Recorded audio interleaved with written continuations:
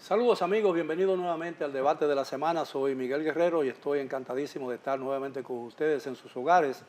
En la noche de hoy yo tengo la muy grata y honrosa presencia de 4 destacados economistas para conversar sobre un tema de palpitante actualidad que tiene en ascuas a la sociedad dominicana, la posible reforma fiscal y cómo el gobierno va a encarar el tema del endeudamiento creciente, porque se habla ya de que el gobierno ha tenido que recurrir a nuevas deudas para estar al día en el pago de la deuda. Y para ello cuento con la licenciada Mercedes Carrasco, el licenciado Carlos Cuello, el licenciado Antonio Siriaco y el licenciado Israel Abreu. Buenas noches, gracias por aceptar nuestra invitación. Buenas noches. Buenas noches, gracias a ti por Tiene un límite, muchas veces cuando se habla de deuda se dice que no hay tope para una deuda y que el país tiene una capacidad ilimitada de endeudamiento. ¿Se corresponde con la realidad de eso, licenciada?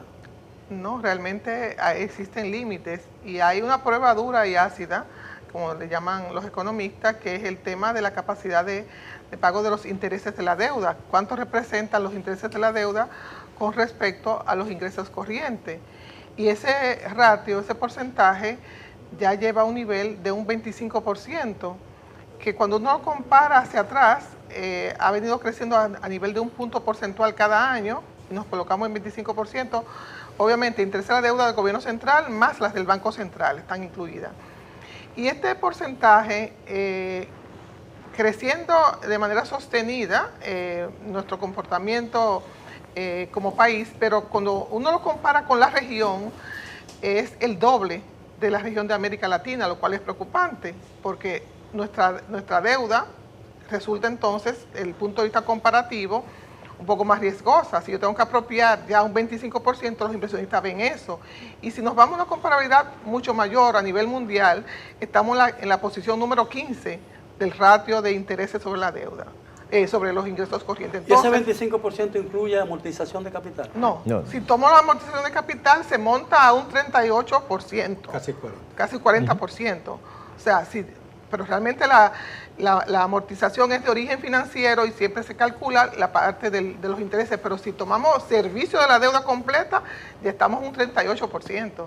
Entonces, la situación es preocupante y es lo que genera la prisa de convocar a las fuerzas vivas de la nación para un pacto fiscal, pero donde el foco va a ser la reforma tributaria. Porque los mercados, y entiéndase las firmas calificadoras de riesgo, están exigiendo que el gobierno muestre unos ingresos suficientes que garanticen el pago de los intereses. Y ya, sí, la estabilidad de la deuda. Exactamente. Si nos vamos al otro indicador, que es el ratio del stock de la deuda con respecto al PIB, ese ratio anda en un 59.6% a marzo del 2024 y cuando lo comparamos con el prepandemia, con 2019, ese ratio aumenta en 9 puntos porcentuales, porque a veces lo comparamos con el 2020, pero el 2020 es un outlier, es un año que para comparación realmente no aplica, que dice, está descendiendo la deuda. No, la deuda está aumentando con respecto al 2019. Entonces, ya como vemos los dos indicadores, ¿verdad? El peso que representa la deuda con respecto al PIB, el stock, y el pago de los intereses y la amortización con respecto a los ingresos corrientes. Un poco sé que la ronda sigue, pero ya para concluir, si uno toma los intereses de la deuda, incluyendo la recapitalización del Banco Central, que es un 4% con respecto al PIB, más educación, ya en esas dos partidas se va a la mitad de la presión fiscal. Para que veamos entonces cuál es el peso que está gravitando sobre las finanzas públicas. Mira, sobre la pregunta tuya, difiere un poco de la colega. Nada raro entre economistas. Sí. En economía financiera hay un autor premio Nobel, se llama Franco Modigliani, que dice que no existe un tope para el endeudamiento. Todo depende de cómo tú uses los recursos. O sea, los recursos pueden provenir de deuda, pueden provenir de aporte patrimonial. Si tú usas dinero de deuda en inversión pública, en inversión productiva, entonces endeúdate todo el tiempo, porque tú estás generando con esos recursos. Pero ese no parece nuestro caso. No, el caso nuestro no es ese, porque en el caso nuestro lo más lamentable de todo es que el endeudamiento se está incrementando para financiar gasto corriente. Eso es lo más lamentable del caso. El peor escenario. Si ese endeudamiento se hubiese canalizado para inversión pública, otra cosa fuera. Entonces, en este caso, como el gobierno no está generando los suficientes recursos o está gastando más de lo que genera, porque tú tienes dos maneras de corregir un déficit, ¿no? O recorta tu gasto, te arropa hasta donde la sábana te lo permite, ¿no? O incrementa los ingresos. Cuando tú eres gobierno, incrementar los ingresos, sencillamente plantearle más impuestos a la gente. Ahora, ¿hasta qué punto aumentar los impuestos va a garantizar? Porque es muy fácil hacer una proyección. La economía crece a un 5, vamos a aumentar la presión, vamos a recaudar tanto, pero hay un problema de elasticidad. Claro. Si tú me le metes más impuestos, los niveles de inversión de las empresas van a ser lo mismo, con más impuestos. No. El nivel de consumo de la gente va a ser el mismo, pagando más con los impuestos. Tampoco. Entonces, podría ser que tú, buscando más ingresos, aumentando impuestos, se dé un efecto contrario. Por el asunto de sensibilidad. Es evidente que el gobierno ha hipertrofiado el gasto público y va a resultar muy difícil, iniciando una nueva administración, reducir esos gastos, ¿no? Porque podría crear una explosión social. Claro. Mira, yo creo que el tema de la deuda es un tema que se ha venido complicando incluso después de la pandemia. El mundo de hoy está endeudado. O sea, el mundo está endeudado. O sea, y la gran mayoría del endeudamiento se concentra en los países desarrollados. Si tú analizas la deuda de Estados Unidos, sobrepasa yo creo que el 100%. En España también. Japón tiene una deuda de 200, pero hay que ver la composición de esa deuda, ¿no? Claro. Japón se ha endeudado y la capacidad de producción. Japón se ha endeudado básicamente, pero es una deuda que su exposición no está tanto hacia el exterior, porque es una deuda prácticamente con ellos mismos, interna. En el caso de la República Dominicana, el 60% de esa composición de la deuda son bonos. Por lo tanto, hay una exposición a cualquier variación que pueda ocurrir y cualquier devaluación que aumente el coste de la deuda. El coste de la deuda de la República Dominicana, si tú lo comparas a la tasa de interés a la cual nosotros, ¿no? Colocamos esa deuda, es casi un 7%, es de lo más alto que hay en toda América Latina y el Caribe. Y eso es un problema, ahí hay un riesgo, lo que decía tanto Carlos como Mercedes.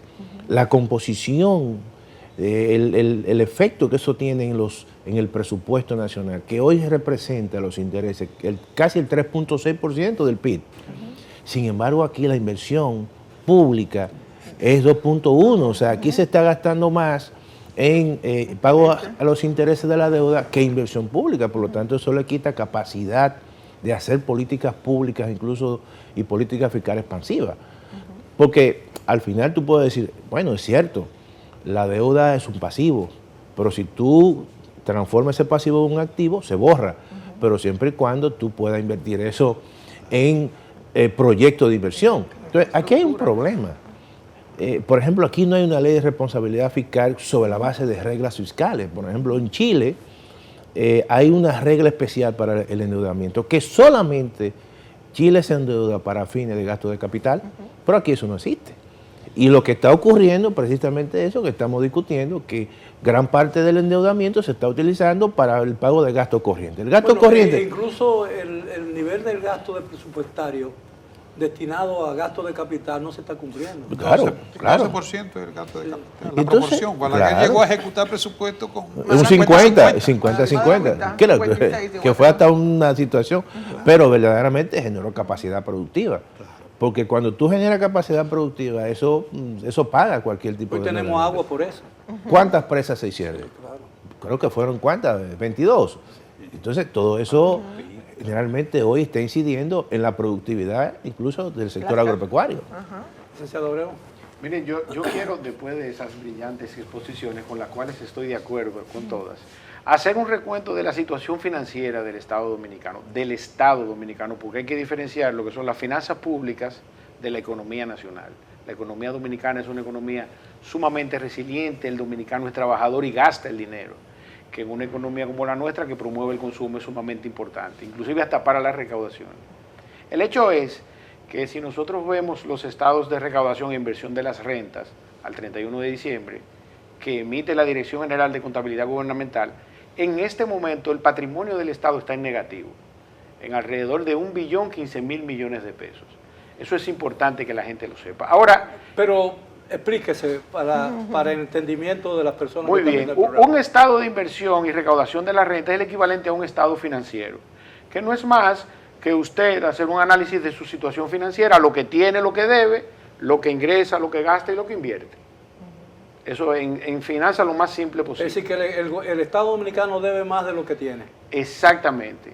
De hecho, el Estado Dominicano debe, vuelvo y le repito, tiene un patrimonio negativo, o sea, que si fuese una empresa, que se fuese a disolver, o si nos vemos en la necesidad de un default, que de hecho estamos en el segundo país con riesgo de default en los próximos 5 años según Bloomberg, pues definitivamente entregaremos las aduanas y la Dirección General de Impuestos Internos para que se cobren. Así funciona eso. Así es, profesor. Nos vamos a remontar al 14, el 15 por ahí. Sí. Entonces, esa es la situación que tiene República Dominicana desde el punto de vista de las finanzas públicas. Y aquí, en alguna medida, ayudar a mis amigos del PRM, que de verdad, y ustedes me disculpan, no han sido capaces de explicar eso. El resultado de esa acumulación de un patrimonio negativo es la cantidad de déficit que hemos tenido en 24 años. Y que además ellos se han visto en la obligación de tomar dinero prestado de un país, con la garantía de este país, en ocasión de ser representado por el Estado y el gobierno, de deudas que tomó Hipólito Mejía hace 20 años, que han venido a vencer ahora. ¿Cuánto ha resultado ser eso al momento actual, de los últimos 4 años? Eso ha resultado ser alrededor de 525.000 millones de pesos, que se han tomado prestado para pagar deudas y que se incluyen, como explicaron cada uno de ellos, en los diferentes presupuestos. Ahora, ¿qué no han explicado ellos? Que ese déficit, dinero mal invertido, o que no se invirtió, que lo que hizo fue que se gastó en gasto corriente, que no produce ningún retorno, ¿verdad? Y que además, por ese componente de la situación financiera del Estado, viene con tasas de intereses normalmente superiores. En República Dominicana vimos que también salió publicado por Bloomberg que somos el segundo país de la región, como explicó el profesor Siriaco, que está pagando la tasa de interés más alta, un 7.02%, llegamos a colocar bonos a esos montos. Entonces, el no tener políticas fiscales claras como parte de la política económica del gobierno, en donde el dominicano de a pie, o el de la clase alta, o el de la clase media, tenga claro que los recursos que aporta van a ser bien utilizados de acuerdo a parámetros mínimos que le garanticen que no se van a dispendiar los recursos y que va a haber inclusive algún retorno que va a provocar desarrollo, pues entonces resulta que el PRM, en ocasión del gobierno de Luis Abinader, tomó una cantidad de dinero prestado que todos en alguna medida se lo hemos reclamado, pero no han sabido decir que parte de ese dinero ha sido para repagar deuda, que es el objeto de esta discusión. Alrededor de 550.000 millones de pesos. El año pasado fueron 115.000 millones de pesos, más 129.000 millones de pesos de intereses que se pagaron, porque esa es otra cosa. Los intereses y las amortizaciones de capital se pagan primero que la nómina, para que usted sepa. La nómina se puede atrasar un día, eso no. Entonces los amigos del PRM no fueron capaces de explicar eso. Casi 15.000 millones de dólares de los 40.000 se amortizaron a deudas, pero con la diferencia de que aumentaron entre 3, 4 y en el mejor de los casos 2 puntos porcentuales de intereses anuales. Ahora, ¿cuál es el efecto de esa situación que ustedes han descrito con tanta claridad en la economía dominicana y qué se puede esperar en lo que resta del año? Sí, así que seguimos el mismo orden. Sí, claro. Sí, quizás deberíamos colocar un punto atrás. ¿Y por qué llegamos a esta situación?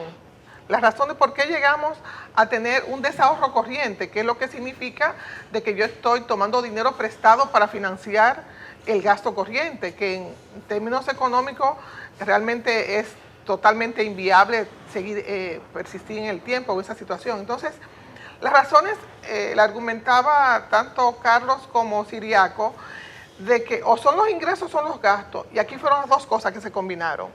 Tuvimos una presión tributaria flat, como quien dice, como un plato que no se movió, aun cuando se hacían anuncios de recaudaciones históricas, de que eran las recaudaciones más altas de los años que se decían en 2021-2022.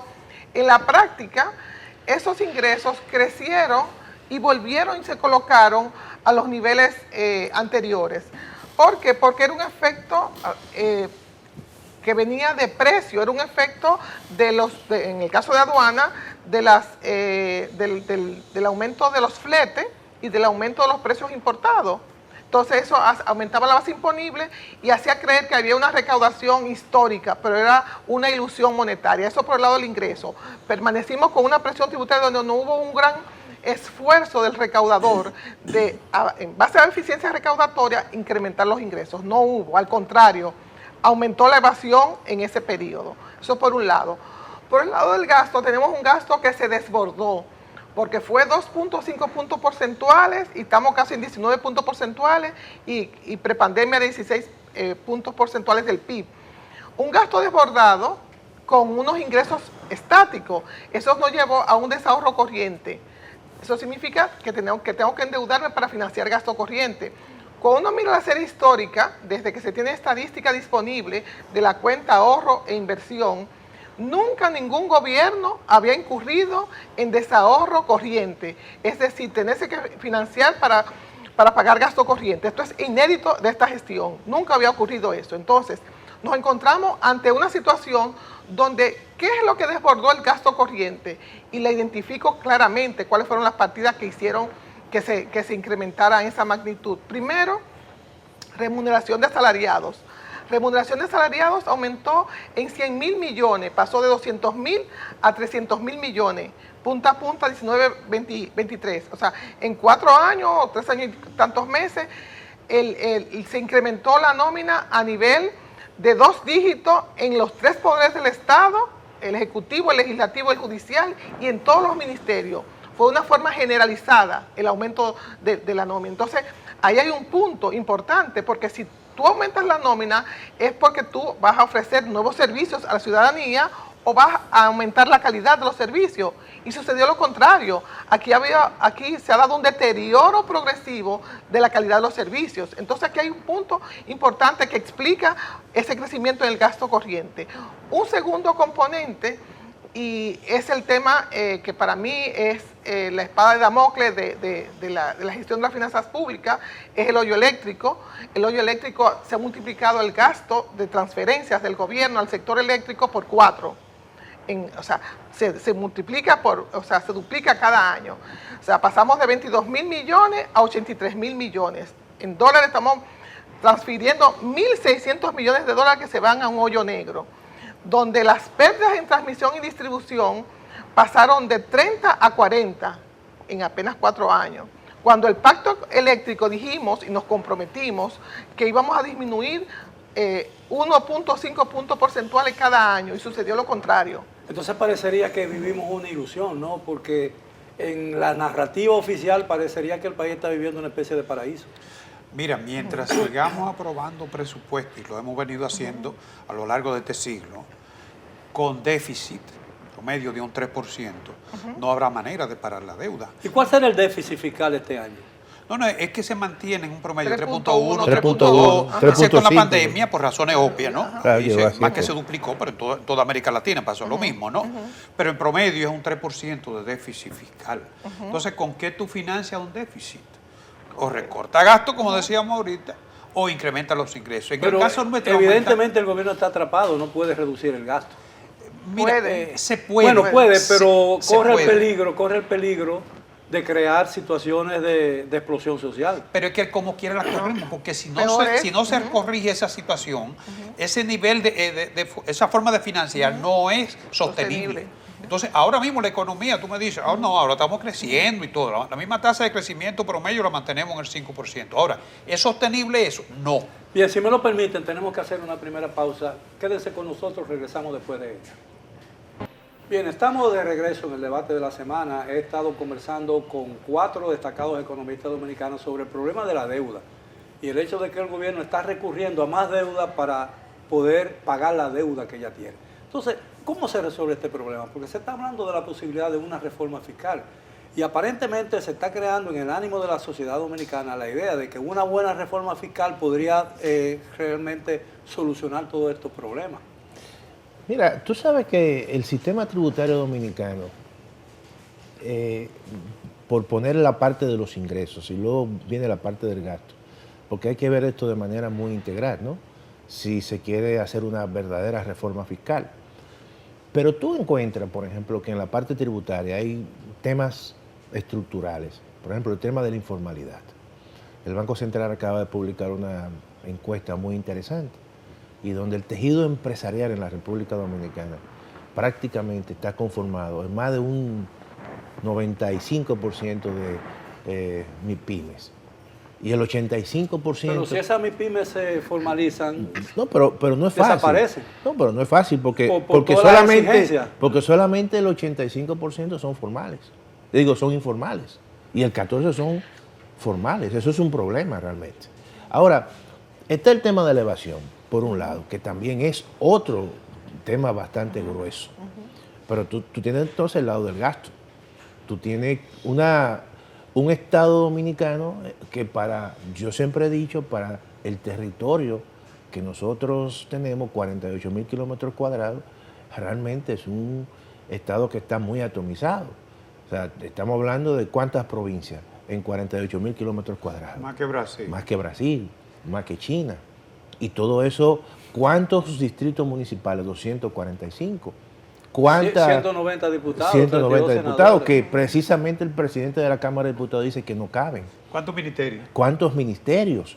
Todo eso realmente, si tú quieres hacer una reforma fiscal que tenga cierta legitimidad ante la población dominicana, también tú tienes que atacarte a ti mismo y lanzar la primera piedra. Eso es un elemento importante, porque si bien es cierto que se reconoce lo otro, pero no es menos cierto que la población te va a exigir algún tipo de esfuerzo precisamente para que tú mejores la calidad del gasto público. Y ese es un problema que hay en la República Dominicana, que eso no se ha atacado realmente. Aquí todo lo que se ha hecho precisamente para buscar resolver esa situación es parches fiscales, reforma tributaria, aumento de tasas, pero realmente el otro problema no se ha resuelto y por eso es que tú encuentras que se van acumulando, que el gasto público se va incrementando, que el déficit cada vez se va ensanchando. Nosotros comenzamos con un déficit en el año 2008 de 1.5, un déficit manejable, pero ha venido incrementándose de manera paulatina. No hemos salvado, porque la economía dominicana ha sido una economía de alto crecimiento, quizás de la que más ha crecido en todo el entorno durante las últimas décadas.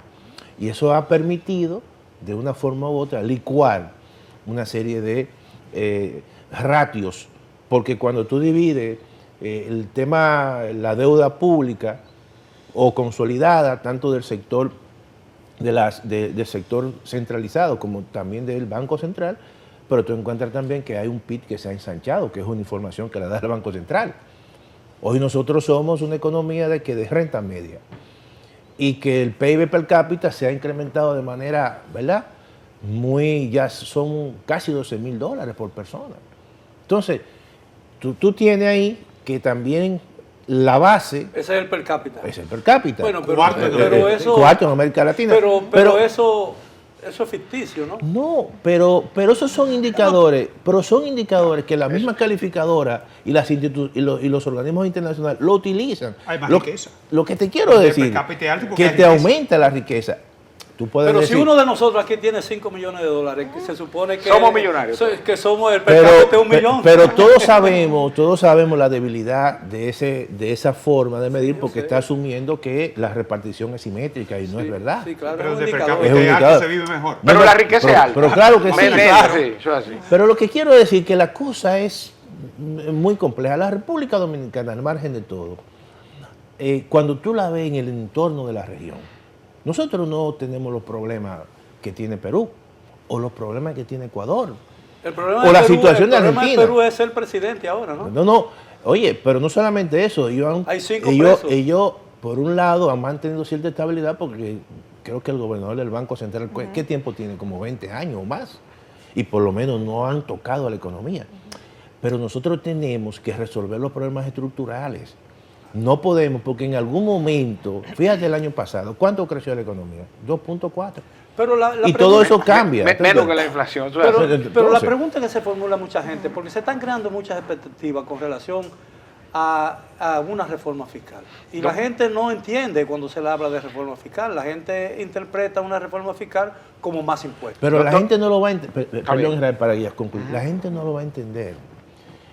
Si bien es cierto que, mira, los impuestos muchas veces son hasta elementos civilizadores, por el hecho de que cuando una sociedad y en un país donde esos recursos se devuelven en servicio, la gente lo paga, aunque se queja, pero lo paga porque te mejora el servicio de transporte, te mejora la salud, te mejora la educación.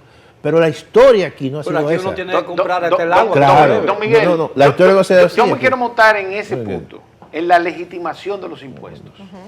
El dominicano no siente la retribución del pago del más mínimo centavo al respecto de los impuestos. Y eso es lo que ha generado la evasión, la elusión y la informalidad. Que esos tres juntos, esos tres componentes, que creo que fue Intec, que usted lo mencionó ahorita, publicó un estudio que rondan el 60% de las recaudaciones actuales del Estado. Estamos hablando que eso serían alrededor de 600.000 millones de pesos. Y ese es el solo efecto. El impuesto sobre la renta, la evasión, solo el impuesto sobre la renta. Ellos lo abordaban global. Sí, un un 60%. Estamos hablando de 600.000 millones de pesos, quizás un poco más. Ahora bien, agréguele a eso entonces la ineficiencia en la planificación de este gobierno de manera específica, la falta de planificación al respecto del problema eléctrico, del simple crecimiento del consumo vegetativo de la energía eléctrica, que el mismo presidente lo reconoció, que no se ha gastado $1 en las redes de infraestructuras eléctricas, por poner un ejemplo. Y tampoco vemos un plan serio al respecto de la creación de una energía base, que puede ser a base de carbón o a base de gas, estable. No estoy hablando de energía renovable, que hay muchos proyectos, pero que todos aquí sabemos que tiene que haber una energía base para que se resuelva el problema. Sin embargo, en alguna medida nos han vendido, inclusive nosotros que hacemos ejercicio de comunicación y todos los comunicadores en República Dominicana, de que cuando se habla de reforma fiscal, como lo explicó el profesor aquí presente, es aumento de impuestos, aumento de porcentajes, ampliación de bases o creación de nuevos impuestos, los cuales lo que hacen es que distorsionan aún más el sistema tributario en República Dominicana. Cuando una reforma tributaria es simplemente, desde su punto de vista más simple, etimológicamente hablando, es una modificación al sistema tributario, que puede ser tendente a la eliminación de un impuesto, ¿por qué no? Que le agrega muchísimo valor desde el punto de vista de la competitividad internacional y local también, porque los mismos empresarios, incluyendo funcionarios, sacan su dinero de aquí, por algo que lo sacan. Entonces, número uno. Número dos, entonces, desde el punto de vista de ampliaciones de base, también se puede reducir una base de un impuesto.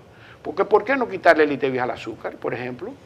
O disminuir porcentaje, el impuesto sobre la renta en el 2012, ustedes recordarán, llegó a un 30 y se desmontó a un 27. ¿Por qué no puede llegar a un 22 y hacernos más competitivos frente a Panamá o Costa Rica, que son países que compiten con nosotros en términos generales? Entonces, esa reforma fiscal puede agregarle valor. Pero usted habla, por ejemplo, de diferentes niveles del ITEVIS. ¿Eso no crea distorsión en la administración del ITEVIS? Puede crear distorsión, pero al final, y aquí yo me hago una pregunta, y aquí a mis colegas aquí presentes, que los admiro y los sigo a todos. Profesor, ¿qué mérito tiene desde el punto de vista profesional aumentarle un porcentaje al ITEVIS o ampliar la base? No tiene ningún mérito técnico cuando nosotros aquí tenemos un sinnúmero de variables que cualquier dominicano con sentido común las ve a simple vista. Legitimar los impuestos en República Dominicana se trata de hacer políticas fiscales serias que trasciendan a los gobiernos y que permitan legitimizar los impuestos. Si bien es cierto que en República Dominicana el histórico de la presión tributaria es entre un 13 y un 15%, no menos cierto es que todos los que estamos aquí sentados los 5, nuestra presión tributaria está sobre el 40%. Está sobre el 40%. Entonces, así, y lo otro es que todos aquí, ninguno hemos ido por lo menos los últimos 20 o 30 años a recibir servicios de salud en un hospital público. Nuestros hijos, mis hijos no estudian en una escuela pública, todo lo contrario, ya están pensando en irse de aquí. Lo otro que tenemos que proveernos de servicios de seguridad, privada, y lo otro es que tenemos que tener adicional de energía. De energía eléctrica, una energía eléctrica auxiliar. Entonces, cuando nosotros... Y comprar el agua que uno se bebe. Cuando nosotros combinamos todas esas variables, en un momento usted citó, a la dama me refiero, a la doctora Castro, que... Carrasco, citaba el hecho de que en República Dominicana, bajo ningún concepto, se puede, y yo lo entendí así, se puede pretender crear nuevos impuestos hasta que en alguna medida nos sentemos a revisar esa política fiscal. Y vuelvo y repito, desde el punto de vista técnico, ¿qué mérito tiene ampliar la base del ITEVI? Todos aquí sabemos que aumentar un 1% a la base del ITEVI te puede provocar 16 mil millones de pesos. Pero el gobierno ha planteado la reforma fiscal como una necesidad para la economía. E incluso habla también de otras reformas que puede ser muy compleja y puede desatar situaciones políticas muy complicadas, como es una reforma constitucional. Y yo lo creo que es necesario. La reforma fiscal. Sí, fíjate lo siguiente, con la estructura tributaria que nosotros tenemos, todos estamos conscientes, claro. Deberíamos estar en la media de América Latina. Quitar la evasión, quitar la exención o el famoso gasto tributario. Con esa estructura tributaria deberíamos estar recaudando por encima del 20%. Sin embargo, la realidad es que a lo largo del presente siglo, con esa estructura, no hemos podido lograrlo. Entonces, no podemos seguir insistiendo en que por arte de magia vamos a eficientizar los mecanismos de recaudación y vamos a aumentar. No, entonces, ¿usted es partidario de que se eliminen las excepciones? No, creo que deben ser revisadas como todas las fuentes deben ser revisadas. Pero esas excepciones o esas gracias tienen un plazo, ¿no? Y aquí hay gente que goza de esas excepciones durante 40 años. No, pero hay algunas que son necesarias. Por ejemplo, la zona franca, tú no puedes ponerles unos impuestos a la zona franca porque tú tienes que ver la realidad del contexto. O sea, ninguna producción para exportación te paga impuestos. Entonces, tú estás generando ahí como 200.000 empleos. La industria no debe pagar impuestos en zona franca, pero los propietarios tienen que pagar impuestos. Pero yo pienso, sacarlo, y brevemente para que Mercedes también pueda intervenir, que si bien es cierto que en el caso de la zona franca hay un tema, vamos a decir, geográfico, ¿no? Claro, que depende mucho de situaciones de incentivo, pero también ha generado distorsión al interior del mercado, porque... Por ejemplo, parte se vende en el no, y no solamente eso, sino que hay muchas empresas nacionales que migran a ese régimen. Y por lo tanto ahí drena la base imponible realmente del sistema. De control. Entonces, lo que hay que, en esta reforma, imponer más supervisión al caso de las zonas francas. Porque en realidad eso está generando mucha distorsión. Y además, hay otros sectores que su competitividad no depende de más, vamos a decir, más incentivos. Por ejemplo, para un extranjero, lo que hace atractivo es que la República Dominicana es barata. Entonces, el tipo de cambio, en el caso del turismo, por poner un ejemplo, es fundamental. No que le den más o menos exenciones. Mira, si tú le das más exenciones al turismo o le das menos, el turismo va a seguir creciendo. Ahora, el tipo de cambio sí es fundamental. Porque para un dominicano que vive en el exterior, su rentabilidad es 60 por 1. Te cambia $1 por 60 pesos. Sí, claro. Y el turista que viene aquí, se le hace muy barato la República Dominicana. ¿Por qué? Por el tipo de cambio. Entonces, las exenciones hay que revisarlas uno por uno. Todas. Excepto, obviamente, aquellas que comprometen los alimentos, comprometen los medicamentos y comprometen la educación. Licenciada, entonces, ¿cuál es la solución? Sí, yo diría que para abocar una reforma fiscal, el gobierno tiene que dar un aval moral. Claro. Y tiene que mostrar en 3 acciones fundamentales. Una, contener el gasto, porque ya no es racionalizar, es primero contenerlo y luego darle calidad al gasto. Pero ahora el crecimiento, como le dije, es un 71.9%, 3 veces más que la inflación. Es el nivel de crecimiento del gasto corriente. Contener el gasto. Segundo, corregir el tema de la evasión fiscal, que se enfrente de manera firme la evasión fiscal. Como decía el señor Cuello, de que teníamos un 60%, pero si vamos por tributo, somos el segundo país en cuanto a evasión del ITEVIS, con un 43.4%, somos el 4º en el impuesto sobre la renta a personas físicas, con un 57.9 y somos el cuarto también en impuestos sobre la renta de las empresas con 61. O sea, que es un panorama que nos pone como el principal evasor o de los principales evasores de la región. Entonces, realmente no he visto una estrategia creíble ni firme por parte de las administradoras tributarias. Vamos a combatir la evasión.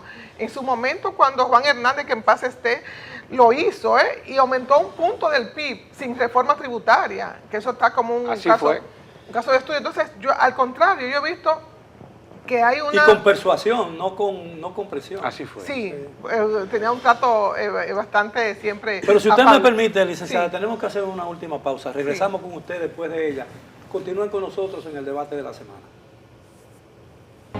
Bien, estamos de regreso ya en la parte final del tema de esta noche. Hemos estado conversando sobre una potencial reforma fiscal que se plantea como una solución a los problemas de la economía dominicana y por supuesto hemos hecho énfasis en el tema de la deuda, por la característica de que el país está endeudándose para seguir pagando la deuda.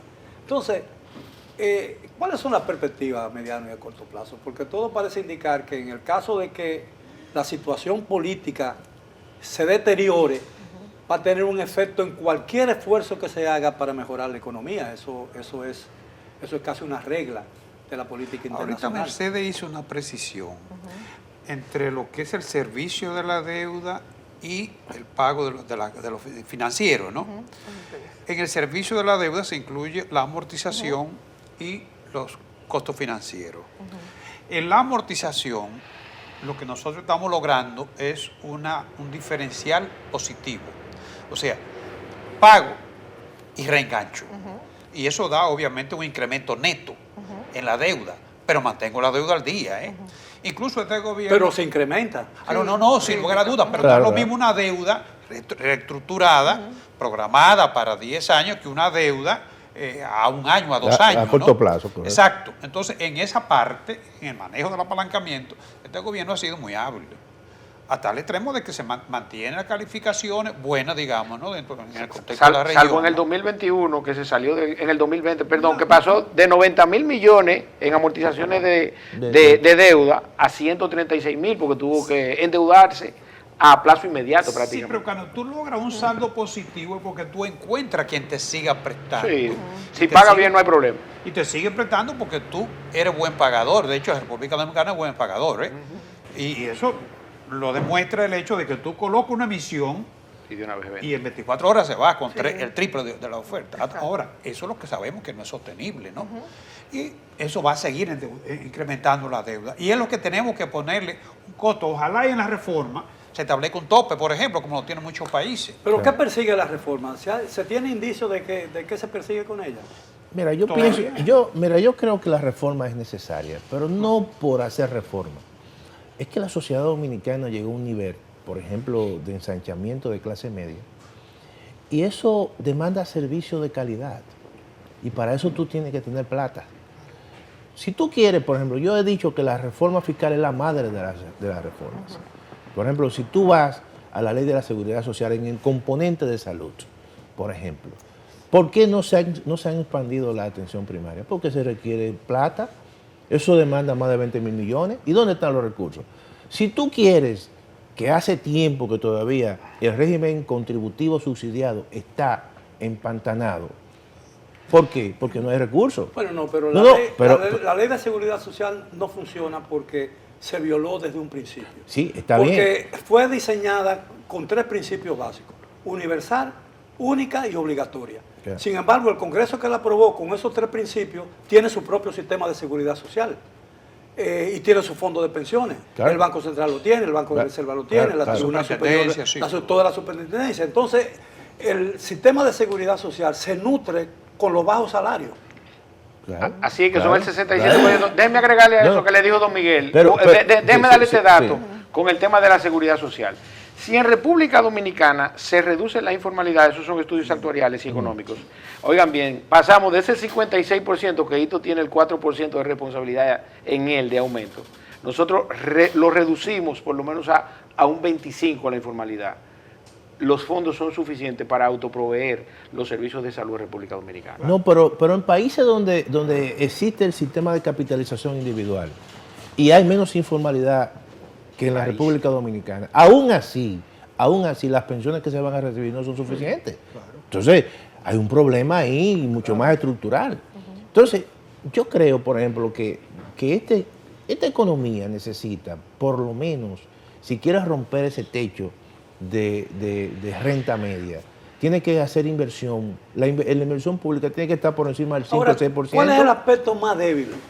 ¿Dónde somos vulnerables en términos de economía, de crecimiento? ¿Cuál es la amenaza real que conspira contra la estabilidad económica dominicana? Sector eléctrico ahora mismo. Sector eléctrico, claro que sí. Y dentro de la población general y los diferentes niveles sociales, los más pobres. Porque la verdad, inclusive escuché a un profesional supuestamente de la economía decir que se debía producir una reforma fiscal tendente a la creación o ampliación de base de los diferentes impuestos de República Dominicana. Y que sí, que el gobierno debía de manera específica, ¿verdad?, no permitir que esa clase, que es la que resulta más afectada, porque también todos sabemos que cualquier impuesto que lesione los capitales, lo van a transferir. Eso va a pasar inevitablemente. Entonces, porque además, aquí la última experiencia fue la ley de los residuos sólidos.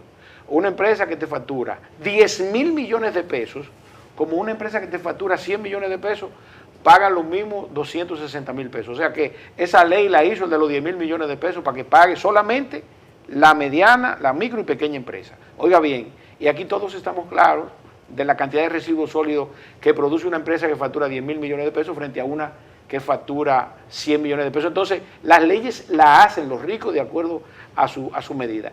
Sin embargo, la falta de legitimación al respecto de esos niveles de pobreza que se van a provocar en República Dominicana, que tampoco hemos sido capaces de administrar adecuadamente los subsidios, que no estoy en desacuerdo con ellos, pero estamos claros, los últimos 4 años han sido desastrosos en cuanto a una justa distribución de esos subsidios. El subsidio eléctrico, el subsidio a los combustibles, que nos cuesta el 12% de lo que recaudamos por combustible, que es generalizado. Hay una señora, ¿verdad?, consumiendo 50 galones de gas un mes entero cocinando, y hay alguien que calienta su jacuzzi una vez al mes en la noche con ese mismo tanque, o consumiéndolo para su vehículo, teniendo los recursos para pagarlo. Entonces, hemos sido incapaces de administrar subsidios. Y por otro lado, que también creo que lo tenemos 100% claro los que estamos aquí, los niveles de pobreza extrema y de pobreza en República Dominicana son financiados por el gobierno, llegando al nivel de crear un sistema parasitario, que es muy posible que si seguimos como vamos no seamos capaces de sacar a esos ciudadanos de la extrema pobreza y de la pobreza, porque es ahí que se está moviendo su porcentaje con subsidio. Entonces, la falta de legitimación de los impuestos. Es ahí donde cosechan los políticos. Y es ahí donde cosechan entonces, y la falta, que aquí estoy totalmente de acuerdo con la licenciada Carrasco, y la falta de gerencia en el manejo de la gestión de los organismos recaudadores. Estamos hablando de la Dirección General de Impuestos Internos y de la DGA, por lo menos en los últimos 8 años, han provocado la situación que tenemos. Y lo otro, que es obvio también, es el caso de la elusión. No es posible. La elusión no se creó para que un clase media, media baja y clase baja se beneficie de ella. Esa es la verdad. Yo quiero decir algo, porque aquí como tú comparas el gasto social, los subsidios con respecto al PIB, aquí no ha aumentado mucho. No ha pasado eso desde hace tiempo del 8.5, del 9%. Y déjame decirte lo siguiente, aquí hay un tema importante, que es el tema de la estabilidad política que hay en la República Dominicana. Que eso claramente ha jugado un rol importante. Claro, eso ha permitido el crecimiento. Y ha permitido el crecimiento, ha permitido una parte de la inversión extranjera, y yo creo que eso hay que ponerlo. Y ha sido un elemento que ha permitido que la República Dominicana pueda ser diferente a muchos países de la región. Ojo con eso, Eso sí es verdad. Entonces yo creo que también hay un componente ahí de paz social que permite obviamente que la democracia Hay dominicana quienes dicen pueda seguir. que la reforma fiscal puede agotar el próximo mandato constitucional por completo. Eso a mí me parece que eso es muy peligroso. Sí. Porque no llegaríamos a ningún punto y seguiríamos en un ambiente de agitación permanente. Sí, Nos quedan 2 minutos. Sí, rápidamente, como una reflexión final, la reforma fiscal, ¿verdad?, con condiciones previas, ¿verdad?, como contener el gasto, reducir la evasión y racionalizar las exenciones. Y luego, ¿es pertinente y viable una reforma en esta coyuntura actual? Y ya lo he dicho en varios foros y difiero de los demás siempre porque mi respuesta es no. Y la sustento sobre lo siguiente: no es adecuado, no es pertinente, porque estamos en un crecimiento económico que no acaba de llegar al potencial, que es zigzagueante y es de base estrecha. Solamente están creciendo los sectores de servicio, los de bienes están en negativo o crecimiento nulo. Segundo, la inflación no acaba de contenerse, llegó a la meta, pero a la mitad. Una mitad de la canasta sigue por encima de la meta. Y tercero, el mercado laboral no se ha recuperado. El mercado laboral no se aumentó, o sea, comparado con la precrisis, aquí no hubo un aumento del sector formal. Al contrario, cayó en negativo cuando se le descuenta el empleo público. Aquí se aumentó la cantidad de meses que dura un trabajador o un desempleado buscando trabajo. Dura casi más de un año. Un tercio dura casi más de un año. Segundo, los salarios, los 14 salarios mínimos, ninguno alcanza para cubrir la canasta mínima del quintil 1. Y por último, ha incrementado los desalentados. De lo que está sucediendo. Los desalentados. Entonces, meter una reforma fiscal en este momento es profundizar la caída del crecimiento y exacerbar la inflación. Palabras, difiero de ti. Ahora o nunca. Déjame decirte lo siguiente. Pero se agotó el tiempo. No, 15 segundos. Mira, el mundo de hoy es un mundo donde la gran mayoría de los países no han recuperado su producto potencial. Pero la incertidumbre va a seguir. Bien. De manera que hay que buscar, en estos momentos hay que hacer la reforma. Claro. Porque tú no sabes, el mundo va a ser así. El profesor quiere decir algo. No, pero Claro. no tenemos tiempo. Le agradezco mucho su participación, le estoy sumamente agradecido. Espero también que los amigos televidentes que hayan entendido la gravedad de la situación y por qué se hace necesario o no una reforma fiscal. Ha sido todo por hoy. Gracias por su atención. Espero contar con su presencia el próximo sábado en otro programa similar. Hasta entonces.